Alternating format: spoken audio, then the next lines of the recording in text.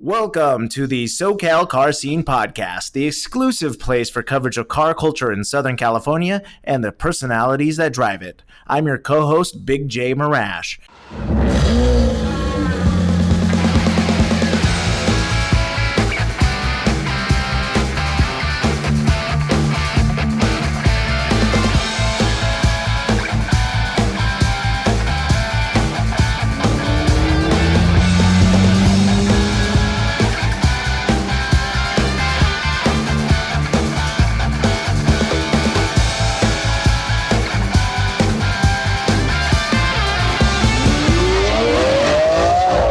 The show is associated with SoCal Classic Car Storage, which provides South OC car lovers the opportunity to secure their vehicles in an environment made just for them.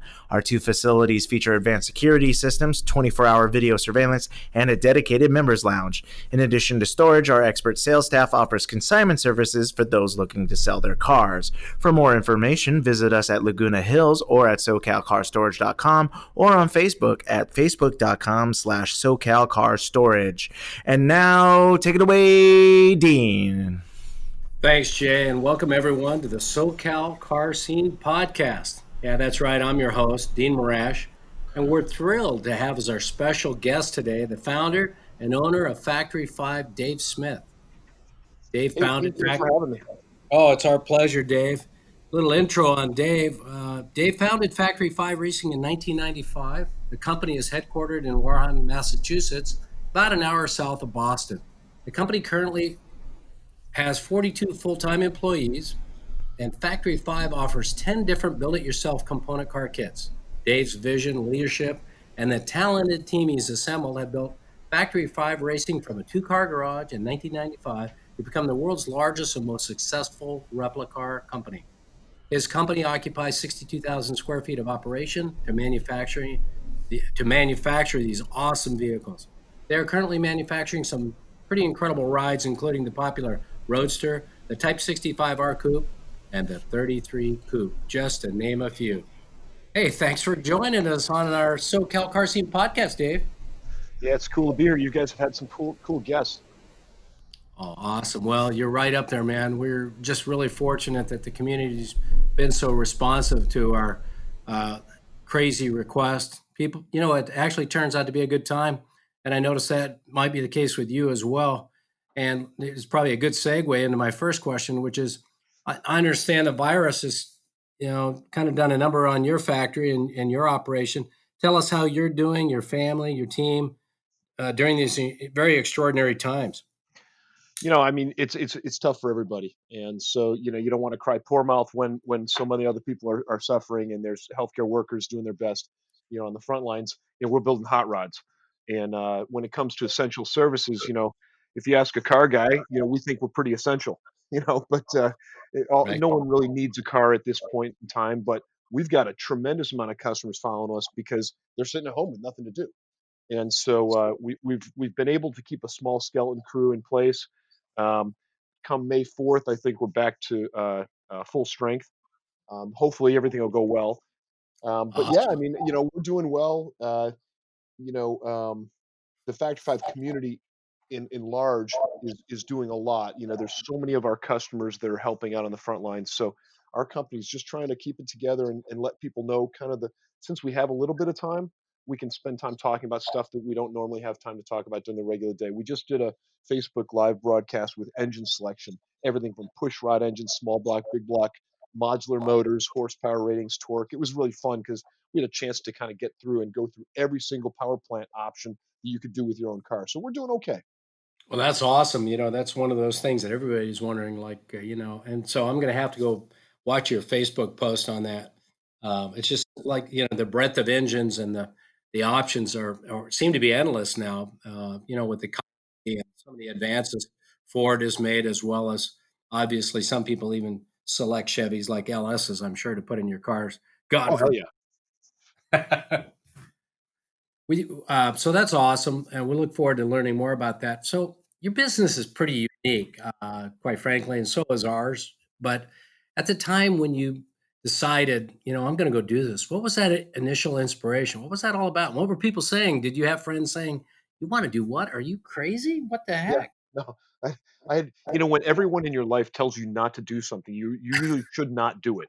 Um, Right? it's so the president of the company I was working for, I was doing really well, and I was on his senior staff, and I told him I wanted to start this car company, and he looked at me and said, "Dave, you're the dumbest smart guy I know." And he said, "You're gonna get off your career track. You're gonna start this company's gonna fail." And I looked at him, and I looked at the other guys I was working with, and I was 28 years old, and I was looking at guys who are my age now, and I was saying, "Geez, I don't want to be at this company where, when I need my job, when my kids are in college, when I'm at the top of my earning curve, that's when they're going to axe me." And so I thought, wouldn't it be great if I kind of had control over my own destiny, whether I made a lot of money or not? So my brother and I, we actually wrote three different business plans, and Factory Five was the Lovely. most fun business plan. The other two were .com companies in 1992. Do I would have been a millionaire? Well, I would have been a multimillionaire. Right now, I'm a hundred thousandaire. So it's Well, it was until the bubble burst on the .com, oh, environment absolutely. in the Well, 80s. I mean, That look, I mean, 98 would have taken you out. yeah, it might have, and honestly, the other 2 business plans were good and well thought out, but our hearts weren't in it, and, you talk with a lot of your other guests about doing something you love, and it's kinda cliché, but it Yeah. really is true, and we all live in the real world where we have to make money, and my job is part fantasy and fun, but the other part is 25 years of balancing the books, so I gotta run a business, and so many car guys get into this because they love cars, but they forget that if you don't take your love of cars and you don't also marry that to a love of business, your love of cars isn't going to go anywhere because you got to be able to pay your bills. You got to be able to take care of your crew. And that's just as important as your love of your cars. So I love the biology of business and I love cars, and marrying them together was kind of a dream come true. So I started the company with my brother in 95. I bought him out about 10 years ago. And so I'm the sole proprietor now, and it's just a dream come true. Congratulations on your success, and it's always great to unravel the when you start and why you did what you did. But you make a great point. A lot of our guests have talked about colliding, their passion for cars or their involvement in the car space with the business. But I think what they all have in common when they're successful, like yourself, is they have to be fundamentally sound business people. Because I've seen too many car businesses that are suppliers of ours, are friends of ours, and they've struggled or maybe they haven't made it. And so it does require a breadth of skills from general management to finance and sales, and some of these things aren't necessarily a lot of fun for a car person. Well, I think that's a good question. Is it fun? But I'll tell you what, I don't think it's respecting the craft if you don't provide the substrate support of a business that's healthy. I mean, my customers need me to stay in business. This is our 25th year. 25 Incredible, years I've been doing this. And I swear to God, every week I like, how am I going to make payroll? And it's been 25 years. right? So, you got to run a business and respect the business and respect your passion enough to invest in the business side and know that you're running a sound operation, that you're well insured, that you got the right staff and you got the right products and the right prices. All that stuff matters. But at the end of it, if you don't really love the thing that you're selling, yeah, then you're just a salesman. And that's not what we are. We're actually the anti salesman when it comes to build yourself car kits. We try to talk people out of it. This is something that does not need a retail shop. The guy who wants to build his or her own car, he's going to find a way to do it. And so we just got to make sure our products are right for them and they beat a path their door. So how do you make, you mentioned that the products are right. How do you make sure that when you manufacture these component cars, if you will, how to meet the, high expectations, not only that your customers have, but the standards you probably have in place? Is it the quality of the tools, or is it this notion of people, process? I mean, how do you do that in such a way that you meet or exceed expectations and people keep coming back to you? Well, I mean, if someone's going to build their own Cobra replica, 9 times out of 10, they're coming to Factory 5. And there's a reason for that. And it's not just because we're nice people and it's not just because we work hard. You know, the product has to be right. And we started out engineering this from the very beginning. When it was 1995, I was looking at the kit car industry with my brother, and it was a backwards industry. It was kind of known as the stepchild of the car business. There were these monstrosity VW powered, just, I mean, a kit car was a four-letter word, and we brought CAD CAM technology that I learned at BU Medical School and that I had learned in the biomedical industry. Remember in the early 90s, late 80s, the aerospace industry and biomedical and the high margin businesses that were high tech used CAD CAM technology. It was already endemic. And, It's Boeing's funny. flying the 777, right? Yeah, All it's funny. completely It's virtual. funny you mentioned that. When I first went to work for There you Northrop. go. Northrop Grumman. Perfect. Yeah, Northrop bought CAD, NCAD, and NCAL, I think, from Lockheed, who developed it. And when I went to work on the B2 program, that was a great opportunity for me as a young engineer to get proficient in those systems. And then I started training on the weekends to make extra dough. So bring in engineers, I'd train them on those systems, and then I'd moonlight on the weekends for the avionics department or other departments, just so I'd have the opportunity to use the stuff. But it was state of the art. But now when I think about how clunky and archaic that stuff must have been.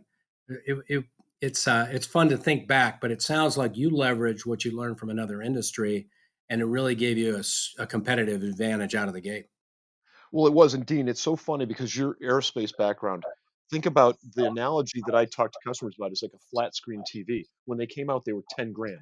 You know, Good the point. operating systems and the software that you were using in aerospace 20 years ago were systems that a small company could never afford.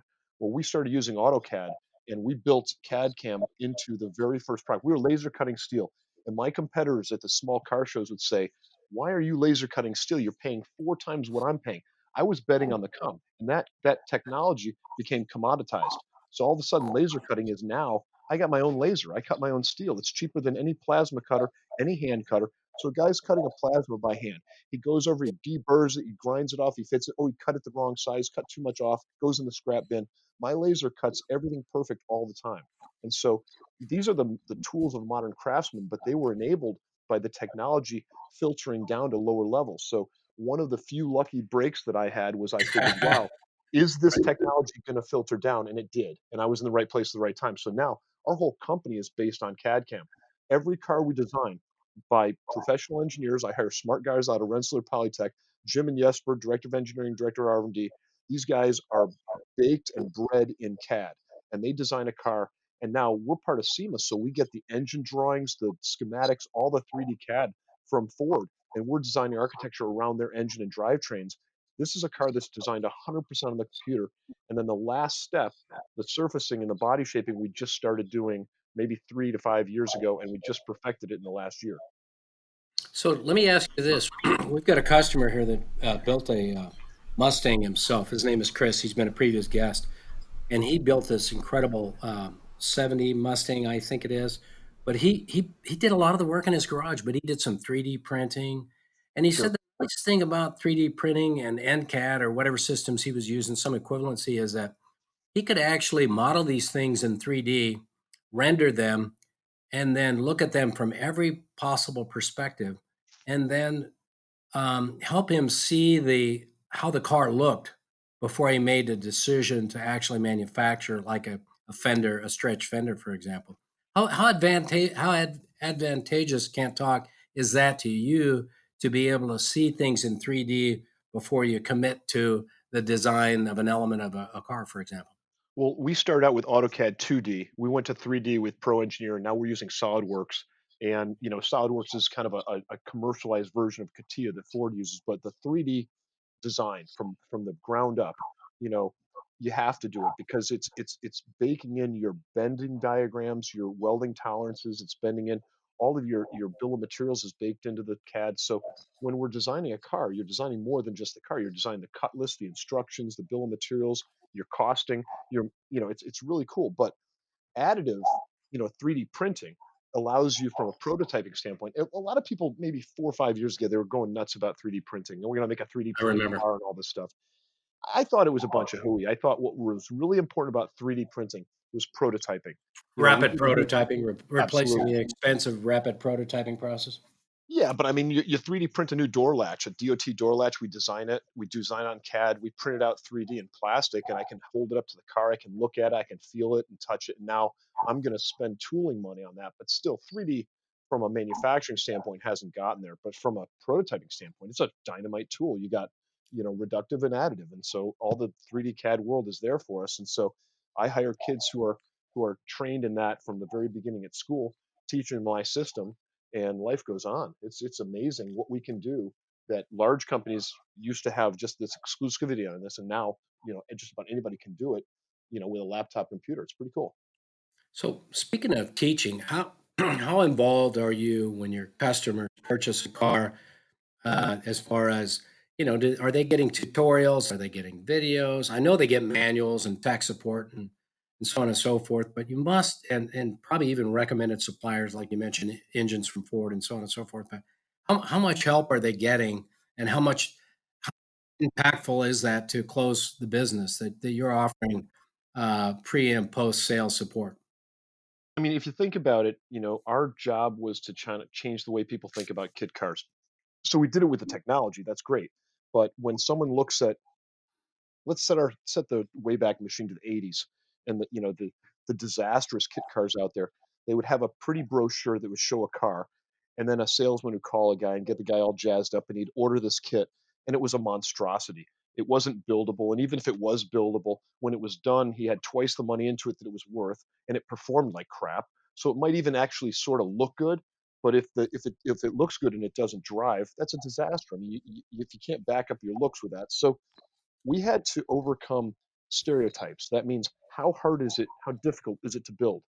So, hey, one of the things I wanted to chat with you about, and Eric Hansen, who was in the office here a minute ago, just walked out. He helps us quite a bit at SoCal Classic Car Storage, as you know, and I think he's built at least four of your cars over the years. And what a great car guy, and he's just a super enthusiastic supporter of Factory Five. But is he fairly typical? Are a lot of your customers, once they build one and have a blast, they're out ordering another one and buying another one? Is that pretty common, Dave, or That's is a there good question. I mean, is Eric he is just got a probably. problem? We'll say that again. Oh, he's Is got a Eric just problem. got a problem, or is this pretty common? Well, most guys who build cars for fun have a whole list of problems, but we typically try to we go after shiny metal objects, and you know we, Right. we we have a simple religion, build car, buy car good, sell car bad. It's not real complicated. But Yeah. yeah, Yeah. Eric is kind of more of an alpha. He's probably on the top 20% of the skill level. Okay. And he's also got a lot of creativity, and a lot of guys bring that to the equation. But, you know, Factory Five, we build and design, build it yourself, affordable, build it yourself, high performance, car kits. Got it. So our job is to maybe engineer a car that a guy like Eric could add his sweat equity to and end up with a car that he could not really ordinarily afford. Um, Eric has some real creative ideas, and a lot of other customers are like that. From a statistics standpoint, 1 out of 5 of our cars that we build 10 chassis a week, 10 a week, 2 a day, and like clockwork, we've shipped over 12,000 cars. And 1 out of 5 of those goes to someone who already built a car. And that is a jaw dropping number. So the fact One that out of Eric's five. done four, yeah, 1 out of 5, 20%. So the fact that Eric's done four is not atypical. It's certainly on the higher end of the skill level, but a lot of guys will build one car and that's it. They'll build it with their son or whatever. Um, But that could but be the official number for Eric. His wife may not know about the fifth and the sixth and the seventh one. I'm not sure. well, we actually completely condone lying to wives about cars. That's fine. Not about other women, but about cars. Oh, Keep it to okay. it's a lot cheaper, trust me. It's about priorities, right? After all. Absolutely. Yeah, so I think Eric did a great 818. He did a hot rod that was fantastic, got a lot of attention with it. I know he did a great 289 that you guys have seen. Yeah, we Um, love that Small 289. block. He took it to the San Clemente Car Show over here, the annual show, and people were lathering all over it. It's just an exceptional car. We did sell it for him, but that one was amazing. I didn't see the others. Well, it's kind of funny. I hired an engineer kind of consultant in the early days, and I've never met a guy who was more wrong. He was talking about our business. We did a SWOT analysis, strengths, weaknesses, opportunities, threats. Yep. It's a business standard, right? Yep. And one of the Familiar with it. threats to the business, this consultant said, one of the threats to your business is you can't control the quality of the finished car. You had Lance Stadler on here from Superformance, and they build Right. finished cars in South Africa, right? Yep. So their build quality is the same every time because they're bringing in completed cars, less the drivetrain, right? My customer is doing everything, the bodywork, the assembly. I mean, they're building the car from the ground up, from the bare frame all the way up. So this consultant said, "Hey, you can't control the quality of the finished car, so your brand is going to be affected by poor quality builds." Well, just the opposite happened. Guys like Eric Hansen happened. The average skill of a guy at home who builds his own car, these guys will put 2, 3, 4 years into this car, and they build rolling artwork, and then they go out to a car show and they say it's a factory five. It's not a factory five. It's an Eric Hansen. That Yeah, 289 that's was a great not what point. I sold, right? Hey, so So, guess what? You guys are not that much different than Superformance. Some of my customers buy the Superformance cars and modify them their way. oh, sure, sure. Chatted with Lance about that. He said yes. Matter of fact, some of those design cues on the current lineup come from customers that have modified past models. Oh, And sure. so I find that just fascinating that regardless of it's a 67 Mustang or a brand new car from your lineup or his, that people just can't wait to put their own design element and be play chip foose, right? I mean, everybody wants to do that. Well, if you think about the spectrum of car guys, some guys don't have the time or the space to build their own car. Our company, really kind of specializes with people who want to build their own car from the ground up.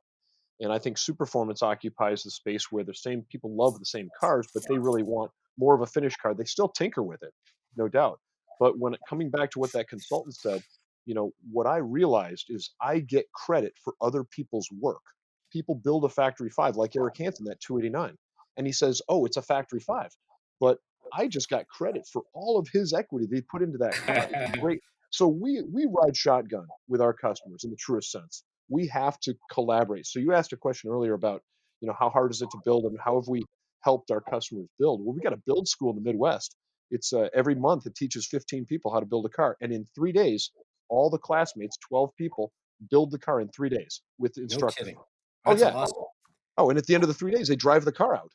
It's a 4 day school actually, because on the fourth day, the instructors take the whole damn thing apart, put it back in boxes for the next class. How fun. Yeah, so it shows people, how well engineered the cars are. And also, if a guy maybe he doesn't know if he has the skills to do it, he takes the build school and he finds out real quick. Some people have taken it and said, "Hey, it's not my cup of tea." Not many, but it happens, and it really helps make sure that we don't have the nightmare stories of the '80s of people who bought kit cars and couldn't finish them. I'm still got the shakes from this high paid consultant you brought in that brought in a Harvard Business School model to analyze your business. It And he just was completely wrong. takes me back to B school or my master's and just gives me the shakes. But some of that analysis is good. But ironic that you've been in business so long, you probably listened and looked at some of that stuff, and you're like, I'm paying for this because Well, we like to, look, there are stuff, and you and I talked about business. We have great cars, and we've got a great staff. Most companies know what they do and how they do it. Most companies don't know why they do it, and we are so in bed with the why. We are partners with our customers. We build stuff, not just cars. We build friendships. We build communities. We build family stories. We build heirlooms that are passed down. I built a car with my son. Make an offer. I won't sell it. It's a car that I built with my son, and now he's in college. And I had that time with him in high school that I'll never get back. That's what we build. yeah, it's invaluable. Memories, I think, is so important to everything that you do and that our customers do. And so that's the best part of what you're doing is you're enabling guys and gals to create memories, with their car buddies or their kids. And I think that's probably the most rewarding part of what you do, if I had to guess. Oh, Dean, I was just on the phone with Joe Coddington last night. She's a dear friend of mine. And Boyd, I had a poster of a Boyd Coddington hot rod in the '80s over my bed. And he was a hero of mine, right? You were supposed to And have Farrah Fawcett over the bed. I You had really that too. We all had that one. Yeah. okay? Okay. But no, and so, Boyd was a hero of mine. And I got to know Joe, and we did a show on Power Nation, cable TV show. We built a car, and they wanted to do a build show. And I said, these build shows have been done and done and done. Why don't we do a show with all women? I got daughters. I want to bring women into the industry. So we did an all women's build. Nan Gerhardt from Summit Racing, Karen Salvaggio, who's a SoCal hot rodder and racer. Uh, Karen, I think, who was it? A girl from Overhauling. And Christy Lee or somebody like that, or no, I know Chrissy Lee well. She wasn't on this one, but Joe Coddington was one of the women, and she said when she was done building the car, remember she was married to Boyd, but she wasn't turning a wrench. In this case, we made her build the car, and she did it on this show. And she said, Dave, what you guys do is you let a regular guy be a Boyd Coddington. He gets to create his own car, and we give him the substrate parts, but he's got to add his creativity, his ideas, his color schemes. We talked about engine selection. He's got to figure all that out. It's fun. sounds like you know, enabling others has been just a joy for you.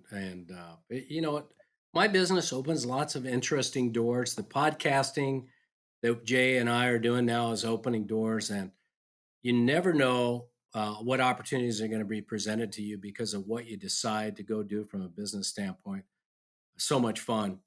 One Oh, of it's so true. the things that that intrigues me about your Factory Five cars, and we base this on our experience. We've sold probably five or six of them ourselves after they've been built, after they've been enjoyed, and customers are moving on to buy another Factory Five or something else. And Sure. we think, oh well, it's a kit car. You're going to have a difficult time selling it.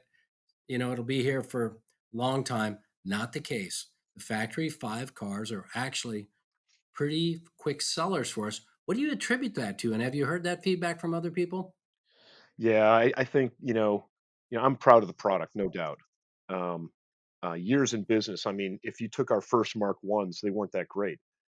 But going back to business 101, what are some of the business precepts that you bring to your passion? I always say you have a responsibility to your hobby and your love to do it right. One of them is from the medical industry, is the process of continuous improvement. No matter what you're doing today, I want to do something better tomorrow. And that we've applied that to our products and they've gotten better. I mean, Mark Rushbrook, who runs Ford Performance, he's building a Factory Five with his son.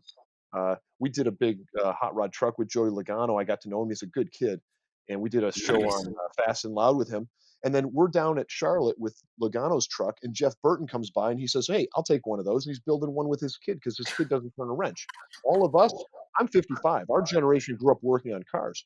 So when the next generation is on their iPhone too much, Jeff Burton's like, his son drives, but he doesn't wrench. So he builds a Factory Five. So I think I attribute our success to longevity. And even if we were terrible in the early days, we did something better every day. And we've been polishing this turd and polishing this turd and polishing this turd, and here we are. Well, it's no longer a turd. It's become a rose. So from a Oh, turd, yeah. Well, and the other thing is, I should mention this, you know, we called the company Factory 5 Racing. People say, "Well, why did you name it that?" Factory was we wanted to piggyback on factory engineering. That Ford 5 liter in the early days, the 87 to 93 Fox body Mustangs, that running gear was so tough and so affordable. We designed a Cobra kit around it and we took off, right? So factory engineering. 5 was from the 5-liter engine, which has evolved to the modular 5-liter today, which is an amazing engine. And the racing was we wanted to compete. How many kit cars do you see on a track? We had our own racing series. And I mean, we've set a world record at Bonneville with our Daytona Coupe. We've won Trans Am in our GTM, a Trans Am race at Circuit of Americas down in Austin, Texas. So we've been racing, and that's something that set us apart. So that also helped us succeed.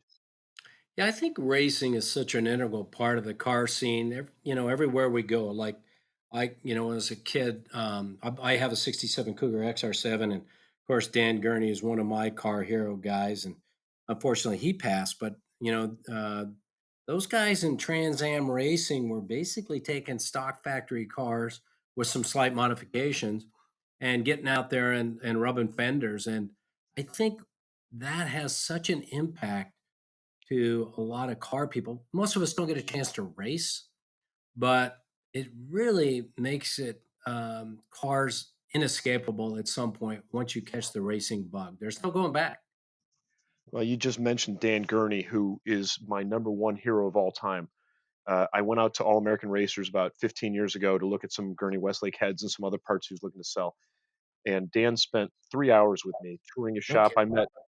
I met his chief mechanic. I met his crew. He was one of the most decent, hardworking guys. Phil Remington worked with him his whole life, and Phil passed away. Dan passed away. My next, one of Dan's next door neighbors is Mike Pace, and he's building a Factory Five coupe. and he went over to Dan's house 2 years ago, Christmas, and had Dan sign a poster for me for Christmas present. And it was Wow. one of the last things he signed. I think he died in January. But I asked Dan Gurney at the visit, who, Dan, do you think is the greatest driver of all time? Obviously, him. He won in every venue: FIA, USRC, Trans Am, Can Am. I think he raced in NASCAR. He won Indy in a car he built himself. He won in Formula One. He was a god and a decent guy and my hero times a million. The fact that you mentioned him, talk about getting me excited. And you know who he said was the greatest driver of all time? They probably didn't say Carol Shelby. Nope. He No, did smile when I asked him about Shelby because we were in a lawsuit with Shelby, and he smiled. He goes, "Well, just about all his good friends have been sued, so Granatelli. I give up. that's a There's so great." Well, I just figured, my answer was Dan Gurney, and I wanted to Unser, see it. Bobby Al Unser. Unser, Andretti, Fangio. He said Davy McDonald, and you had David McDonald's grandson worked on that Shelby movie. I Yep. think his name's Rich. He said David McDonald was killed in '64 at Indy driving a Mickey Thompson special. He said David McDonald found a way to beat me every time I tracked against him, No and kid. he taught me that the job of a driver is to win the race. Figure out how to get across that line with whatever car you're driving. Make the strengths of that car work. What a genius, Dan Gurney! What a giant, and how lucky we are to follow in that tradition of those kind of people. I got to meet him at the Peterson Museum. They did a Gurney special celebration and a promotion for all his cars and a grand opening. So we went there on that grand opening that night to kick off, this special exhibit with all his race cars. And even though his health was declining and he was in a wheelchair, they fought that his family got him to go up there and talk. I'll tell you what, he's cracking jokes. The Yeah, room's dying laughing. And but prior to that, they showed this, very corny little slideshow thing, and the thing that you come away with is the guy always took first or second, like in 50% of his starts. Didn't matter if he was running Trans Am or doing, some race course in Europe in a league he had no experience. He was always winning. I'm like, yep, that happened today. You don't see people jumping around from one class of racing like F1 or Indy over to NASCAR to Trans Am. It just doesn't happen anymore. no, That everything. It's part of the has reason been why incredible. well, if you think about replicas and Cobras, what we do, and even hot rods and some of the performance cars, there's a lot of romanticism with it. There was an era where a guy like Shelby with Phil Remington and Bondurant and Mhm. great drivers like Gurney could win. Nowadays, that window's closed. Now it's all professional motorsports. The budget is massive, whether it's NASCAR, Formula One, or even Trans Am, and you're talking about there was this last window where an American privateer could do well in international racing, and Shelby capitalized on it and epitomized it. And so even the Well, cars that we're building today are a little bit of a throwback to that. And that's why when you mentioned Dan Gurney, I'm just quivering over here. The guy's just such a great, great guy, but a hero that's all great. time. Well, we have Dan Gurney envy in common. Always will. Amen, brother. So you know what, Jay and I have been talking about our favorite streaming video services and the shows we're watching. Jason's just trying to cleanse himself from Tiger King. He's still feeling a little bit dirty about it. Oh, Um, dude, I need to go get rebaptized after watching that show. We can help yeah. you with that. Motor oil, race gas. Yeah, they should have some kind of group counseling or something for people that watch Tiger King, but I haven't seen it yet. I'm But lucky I haven't seen it. yeah, no, consider yourself lucky. But Just don't do it. Don't do it to yourself. oh, good advice. Well, but reruns of Game of Thrones are okay. Everybody's watching Ozark. I can recommend that. Talk about something that's sick and twisted, but absolutely addictive. But so you either have two choices in this COVID-19 world. You can stream videos all night long with your family, all day, all night, or you can get out in your garage and go build a factory five car. And I bet there's hundreds of guys across this country that are finishing up their builds that they're like, gosh, I wish I had the time. That car's been sitting there for a year and I'm just kicking myself. So out there tinkering, finishing up. And is that going on? I mean, what are you hearing from your customers that already have cars? Well, Is right there an when opportunity? Massachusetts, Charlie Baker shut down Massachusetts non-essential services, I made a decision. We technically complied with a category of automotive parts suppliers and manufacturers, but I made an ethical decision that I thought it was best to shut down, send my crew home until I knew how dangerous this thing was. And we still don't know, but at the end of the day, I think we're slowly phasing back according to state and federal guidelines. But the point is, I had a customer call me and he said, I need a factory five. We're going to get shut down. I got my son here. He's not in college. He's home. He's going to drive his mom nuts. And he came down and picked up a car like the next day because I had a kit that was canceled by someone who was overseas. So he No bought kidding. that kit. And in 3 weeks, the car's done. He's been working on What? it 24/7. Yeah. Three? Look, some of these factory fives are, oh, yeah. You can do a factory five in a matter of days if you have all the parts. It's really a well engineered package. Most guys will spend 250, 300 hours. But he had two sons, not one, and him in a garage with nothing to do. So I don't know. You know, it's hard right now because we have 10 weeks worth of orders on the books. Oh, That's 10 cars a week. That's 100 cars that I have to build, and I don't have a crew to build it here. We're kind of waiting out the storm. So a lot of yeah. guys are frustrated because they're home and they want to work on their factory fives, but the guys that do have them are having a lot of fun. And if you read the internet forums, if you go online, you look at our Facebook page, there's a whole bunch of other factory five related Facebook pages. Guys are posting their progress and having a lot of fun. But absolutely, I mean, there's Oh, got to be that's great. there's got to be a silver lining to this dark cloud. Well, I think so. I think when they wave the checkered flag of COVID-19 free and clear, then I think what's going to happen is there are going to be hundreds more Factory Five cars running and out around the country, having a blast, and hopefully that's happening right now. Maybe they're probably keeping a low profile. They don't want to upset the neighbors or something. People aren't supposed to be having fun supposedly right now. I think you should find a way. Otherwise, you'll go crazy. Don't get me So started on politics. I'm a freedom guy, so I believe you should be able to do it. You know that whole thing about pursuit of happiness. yeah. So hey, so Oh, what, Jay? What do you think of that pursuit of happiness? Is that oh, don't get me started, man. no I've been ranting all week. Just go to my Facebook page if you want to find out more. Well, put it this Jason? way. Look, Jason Durant. there's a whole generation of people who don't think you should have the right to build your own car or airplane or fill in the blank. This is the country of the Wright brothers. This is the country of Gurney and Shelby. This is the Yeah. country of Miller and engineers and people. I would say, and I make this argument at SEMA every year. I'm part of the steering committee for the Small Volume Act. I'm part of the steering committee for kind of aftermarket and car builder support. My theory is that the aftermarket automotive industry should not be regulated from a emission standpoint like California has. It should be exempt from a lot of those safety and emissions and regulations because of the innovation that we contribute that gets picked up by the big three. I think the country's getting a free ride on innovators like small companies that are not able to go to large scale manufacturing because of a lot of regulations, but then a lot of their innovations get picked up by the big three. So, a guy building his own car, that's life, liberty, and pursuit of happiness. That was one of the things in the Constitution. Okay, I Well, choose to build my own car. That's how and as long as it's safe, I go to the state police. They give a safety inspection. I should be able to build what I want. so do I need to be calling the Massachusetts governor for you, light a fire to get the doors open? You need my No, I help. work with all those guys. Don't worry about it. I I'll got take you one. back there. Okay, all right. We are willing to take one for the team for all these Factory Five people that want their orders. It sounds like you got a backlog, so I might have to send Jason out there and help you get caught up in the backlog. Some people are Well, going to be busy when you guys open the door. Well, I had a guy drive out from Seattle, Washington. He was road racing his Factory Five coupe, and he's an older guy. He used to play professional hockey, and he built his own coupe, and he wrecked it spectacularly at a racetrack and rolled it 3 times. I have his frame here. He dragged his car out, and I gave him a new kit. He paid for the replacement parts, but he drove from Seattle out to here. So that's cross country during this whole virus thing. So, there's some pretty passionate, committed customers out there that want to build stuff. I'm impressed with that. Cross country trip. Well, there's no better time to take a road trip, Jay. We've been There's talking. no one on the road.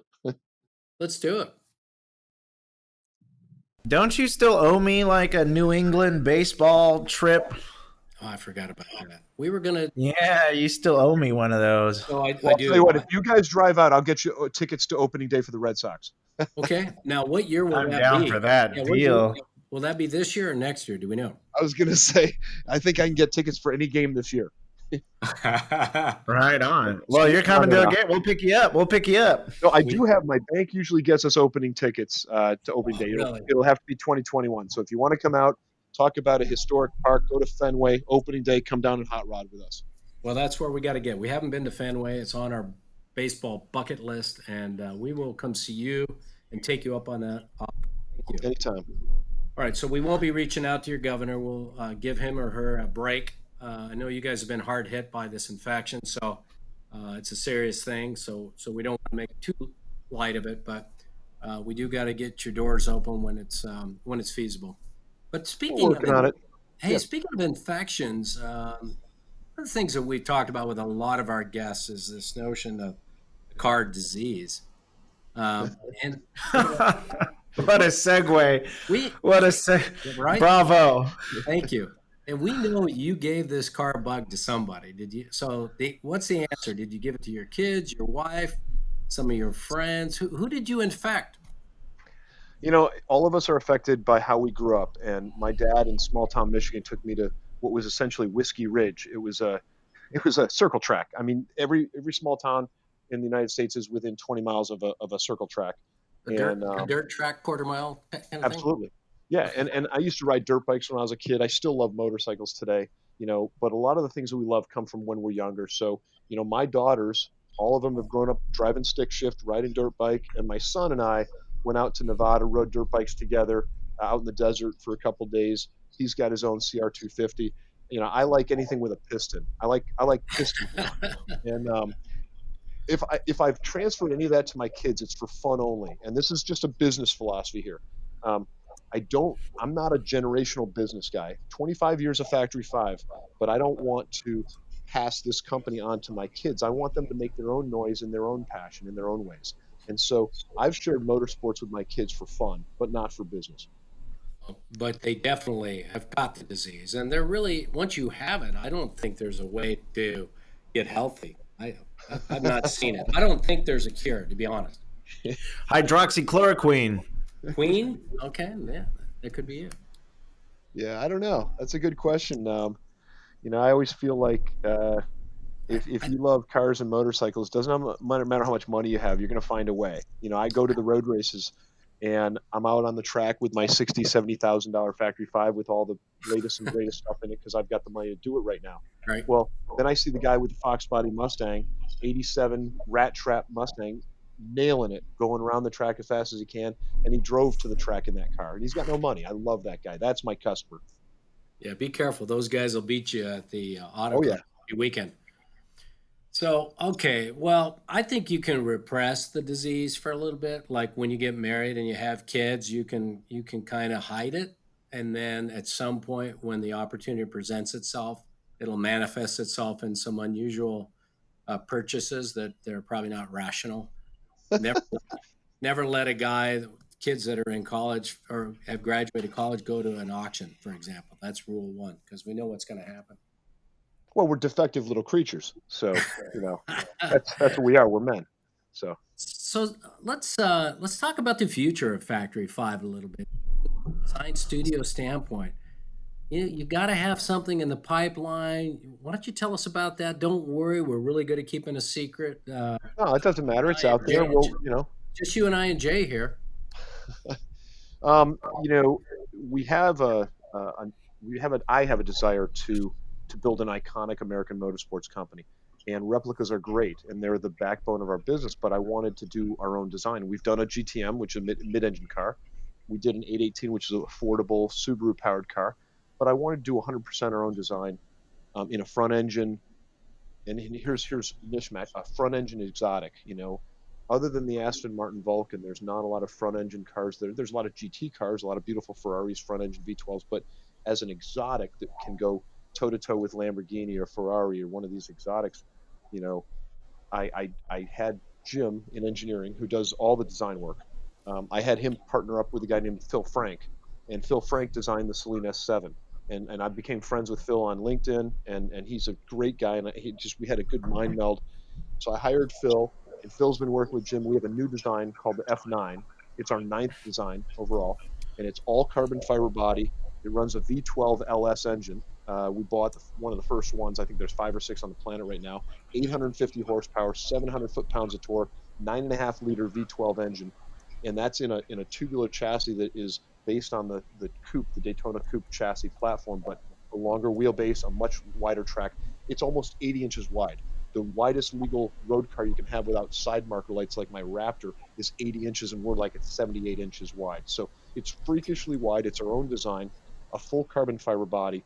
We're doing the prototyping right now. I'm waiting on the body to come in from the molders, and we'll be building the car. So, and Oh, that's Ford sent us awesome. their, oh yeah, Ford sent us their flagship 5.2 liter engine race build, because they didn't like that LS engine and that they wanted a Ford engine in it. I So can our imagine. I prototype's wonder why going with not. the Illuminator. So tell me, is that are you applying for some a special limited production VIN, or how do you get Well, around the bureaucracy that we talked about earlier in the show? and it's always important to remember that we're not building finished cars. We really do want to stay in the build it yourself car market. Now, for Oh, this special flagship, we considered. I built a building next door. It's almost finished. Um, on my business plan, I had three major projects, and all three projects did not have the COVID-19 line item in it. So they've all been kind of been interrupted for a while. But I built a new building next door, and we were thinking about doing a pilot production line.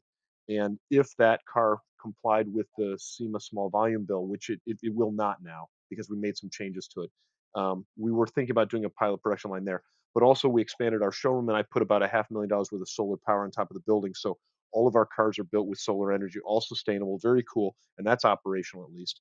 But um, but yeah, the new car, we're not going to build finished cars. It's going to be an expensive build-it-yourself kit, but we're probably going to awesome. limit sales just to customers. Wow, that sounds freakishly awesome and cool. I can't wait. Now, is there, for the people that are on this wonderful podcast, do they have an opportunity to go look at what you're doing, or is it kind of too early to be even getting a sneak Well, peek of? I'm a cheerleader, but everything we do at Factor 5 is in the wide open. We do a lot of open source work with our forums. We tell people what we're doing. And if you go to factory5, FIVE.com, that's our website, Factory 5, and you spell out the word 5, you'll see right under what's new the 3D drawings, real video of the body, the carbon body, the CAD, the chassis, suspension, the whole plan for the car is already out front. Now we applied for trademarks and trade dress protection on the car through the U.S. Patent and Trademark Office. So there's no secrets because they're already been patented. Once we had those patents secured, then we were able to disclose them. So it's on our website. Well, that's great. I can't wait to dive in and check that out. And maybe that's an excuse, Jay. We got to get out there, buy one of these, and then take delivery while we're in and We'll put it on your trailer. go see the Red Sox when we're done with that. That's it. That's great. Well, thanks for sharing that with us. And you mentioned earlier about SEMA, and we've only got a few things left, and then we'll wrap. Sure, You mentioned SEMA. That's got to be an integral part of your sales and marketing strategy, I would imagine. And I know Eric's been with you in your SEMA booth uh, sure. a few times. I've been out there to see Eric when he was working closely with you at SEMA. And you guys have a huge presence there. But what does the future of these car shows look like? You know, if you got your now that you've got them added to your business plan going forward, none of us had them in our business plan unless you were some kind of a, I don't know, incredible futuristic Swami maybe, but nobody had it. So what is it? What's the future of these shows look like? Do they come back? Are they morphing into some different format? Well, Or is it yeah. Uh, just going to be? How do we social distance around cars at car shows? That doesn't sound like a practical plan to me. I don't know the answer to that. I think we got to get through this virus. But when it comes to SEMA specifically, people think of it as a regular car show. It's to me, it's not. It's not a sales show at all. It's a marketing show.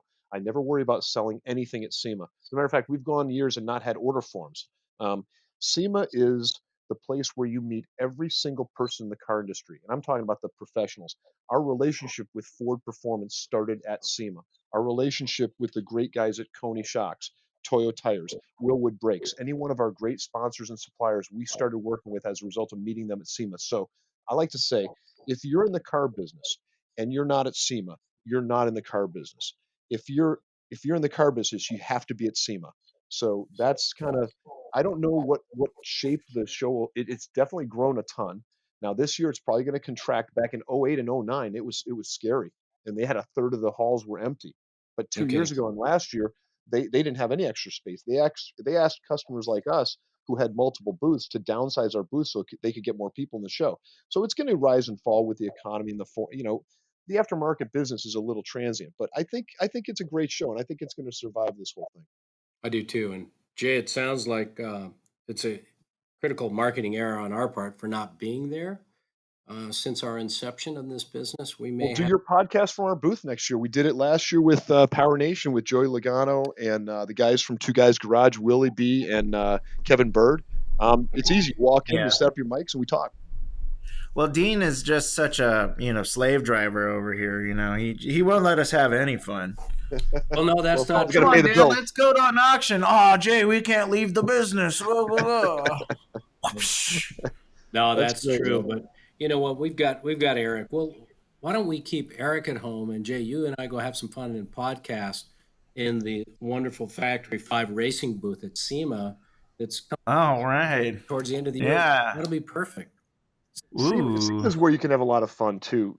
Two Yeah. years ago, we built a car in 3 days.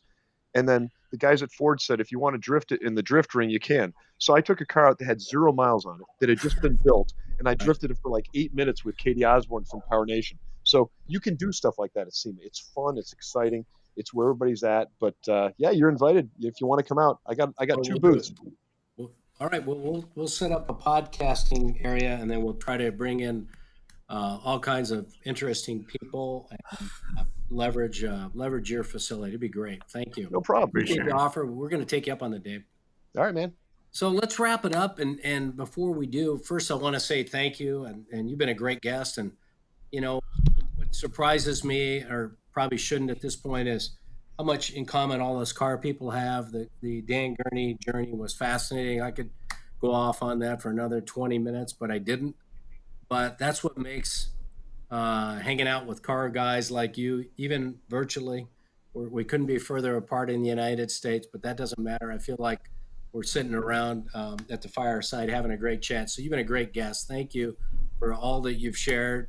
And hopefully some folks are excited about checking you out and considering building one of your cars, or hopefully they're motivated now to finish up. But do you have some Amen. media sites that you want to encourage people to check you out on? Factory 5 is on our website. That's where most people go. There's a ton of forums and discussion groups that you can talk to other people who build their cars. The Factory 5 forum is one. It's real simple, the Factory 5 forum. And then factory5.com. But we got links on our page and Facebook and all that stuff. But we just want to provide a place to go where people who want to build cars and share ideas come. And that's what we've done. That's great. Jay, I'm going to turn it over to you. All right. Well, thank you so much for being here on the podcast. Dave Smith of Factory 5 all the way in Boston. I don't think they got smaht, Dad. I don't think they got smaht.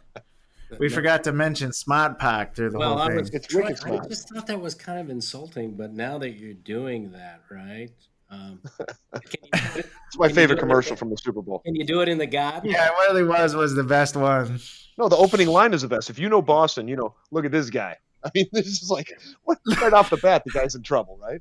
Oh, don't be a smarty pants, okay? In the garden? Chris. Yeah. In the garden? The harbor? Yeah, regardless. Factory 5 parked it. There you go. Yeah, it's We're a in great trouble commercial. now. Hopefully we don't get any hate mail, Jay. Well, anywho, again, Dave Smith, Factory 5, thank you so much for being here on the show. Go and check him out and go start building a car with your son, with your old man, or wherever. Thank you to our audience for listening to us once again. We hope that you're healthy out there, and we hope that you're continuing to drive on those empty highways. Continue to enjoy the lack of traffic out there, and but don't speed, because there's a lot of chippers out there wherever you live, or highway patrol. So yeah, thank you once again. This show was brought to you by SoCal Classic Car Storage here in Laguna Hills. You can check us out at SoCalCarStorage.com. Now, if you like the podcast, you can go visit us at the SoCal Car Scene on Facebook and on Instagram, or you can visit us at socalcarstorage.com/media. Be sure to hit that subscribe button wherever you're listening to your podcast and leave us a review. It will go a long way to helping out, bringing you more content, bringing you more guests, and allow us to get more inside information into the great scene that is Southern California. So again, this is Jason Marash, technical director and producer. You're also listening to Dee Marash, who is the host and the owner of SoCal Classic Car Storage. Thank you so much once again, and happy driving.